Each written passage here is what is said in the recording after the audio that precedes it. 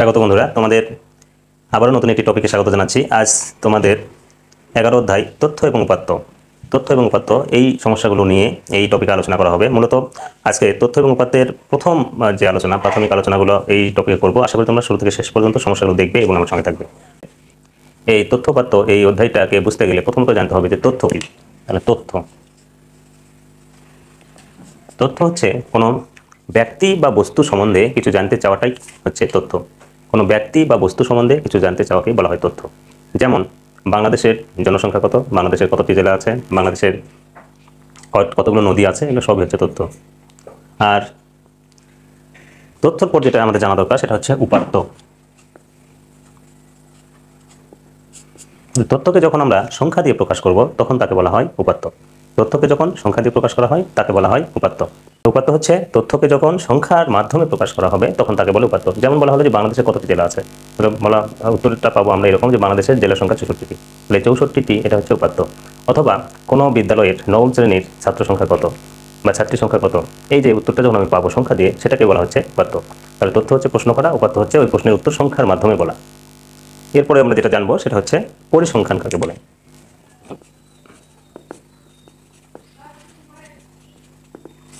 তাহলে পরিসংখ্যানটা হচ্ছে সংখ্যা ভিত্তিক কোনো ঘটনা বা তথ্যকেই পরিসংখ্যান বলে।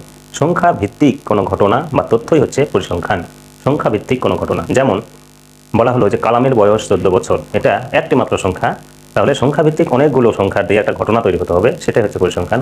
কালামের বয়স বললাম 14 বছর, এটা কিন্তু পরিসংখ্যান নয়। তার কারণ হচ্ছে পরিসংখ্যান হতে হলে এখানে একাধিক সংখ্যা ভিত্তিক তথ্য থাকতে হবে। যেমন যে অষ্টম শ্রেণীর 20 জন শিক্ষার্থীর ওজন যথাক্রমে এত এত এরকম বলা হলো। অথবা বলা হলো যে বাংলাদেশে পাখি প্রজাতি আছে এতটি, মাছের প্রজাতি আছে এতটি, গরু আছে এত প্রজাতির, এই যে সংখ্যাগুলো বলা হচ্ছে এটা হচ্ছে পরিসংখ্যান। সংখ্যা ভিত্তিক তথ্য বা ঘটনাই হচ্ছে পরিসংখ্যান। তাহলে আশা করি পরিসংখ্যান কি বুঝতে পেরেছ। তথ্য, উপাত্ত এবং পরিসংখ্যান আমরা জানলাম। এখন অনেকগুলো উপাত্ত কিভাবে দেওয়া আছে এর উপর ভিত্তি করে উপাত্তকে কিন্তু কয়েক ভাগে ভাগ করা যায়। যেমন দেওয়া আছে 5, 7, 11, 9, 13, 4 এরকম সংখ্যাগুলো কয়েকটি দেওয়া আছে। এখন এই সংখ্যাগুলো কিভাবে দেওয়া আছে এর উপর ভিত্তি করে উপাত্তকে কিন্তু ভাগ করা যায়। তাহলে যদি কোনো এই উপাত্তগুলো বা এই সংখ্যাগুলো যদি সাজানো থাকে তাকে বলা হয় বিন্যস্ত উপাত্ত। আর এখানে দেখো 5, 7, 11, তারপর 9, তারপর 13, 4 এলোমেলোভাবে আছে সংখ্যাগুলো।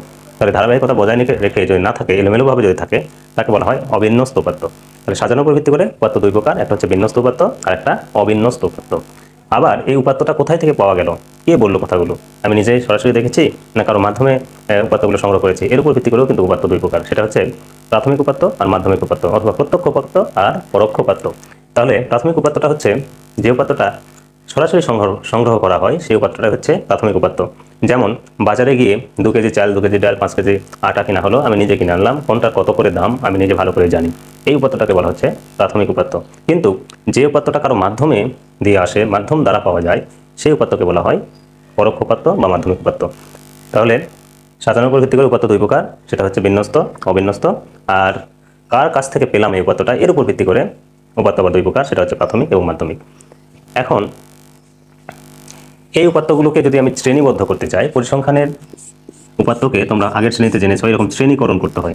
এই শ্রেণীবদ্ধ করতে গেলে এই শ্রেণীবদ্ধ করার সময় উপাত্তের শ্রেণীর সংখ্যা নির্ণয় করার একটা সূত্র আছে। সেটা হচ্ছে সর্বোচ্চ সংখ্যা বিয়োগ সর্বনিম্ন সংখ্যা যোগ 1, এটা হচ্ছে শ্রেণী, এটা হচ্ছে পরিসর নির্ণয়ের সূত্র। তাহলে পরিসর সমান আমরা লিখতে পারবো সর্বোচ্চ সংখ্যা বিয়োগ সর্বনিম্ন সংখ্যা ব্র্যাকেট ক্লোজ করে যোগ 1। এখন শ্রেণী ব্যাপ্তি মানে কত থেকে কত, মনে করো 10 থেকে 15 এরকম যদি শ্রেণী ব্যাপ্তি এত থেকে এত কত, এই পরিসরটা কত আছে এইটা যদি নিতে চাই, তাহলে ওই শ্রেণী পরিসরকে শ্রেণী ব্যাপ্তি দ্বারা ভাগ করে আমরা কিন্তু শ্রেণী সংখ্যা পাবো। তাহলে এই সূত্রটাও এই অধ্যায়ের জন্য জানতে হবে। এরপর আসলে উপাত্তগুলো এই শ্রেণী ব্যাপ্তি করা হোক বা সাজানো হোক, এটার উপর ভিত্তি করে কেন্দ্রীয় প্রবণতা বলে একটা কথা আছে। কেন্দ্রীয় প্রবণতা মানে উপাত্তগুলোর মাঝ বরাবর মানকে, মানে মিডিল মান, মাঝখানের মান বা মধ্যের মান বা গড় মান যেটা, সেটাকে বলা হয় কেন্দ্রীয় প্রবণতা। আর এই কেন্দ্রীয় প্রবণতা সাধারণত গড়, মধ্যক এবং প্রচুরক এই 3 ভাবে নির্ণয় করা যায়। তাহলে কেন্দ্রীয় প্রবণতা নির্ণয় করার পদ্ধতি হচ্ছে গড়, মধ্যক, প্রচুরক। তো গড়টা কি? গড় হচ্ছে এখানে মোট কয়টা উপাত্ত আছে, 1, 2, 3, 4, 5, 6, এই 6টা উপাত্ত মোট যোগ করব, করে কত হবে লিখবো, এরপর মোট 6টা আছে 6 দিয়ে ভাগ করব, করে যেটা পাবো সেটাকে বলা হচ্ছে গড়।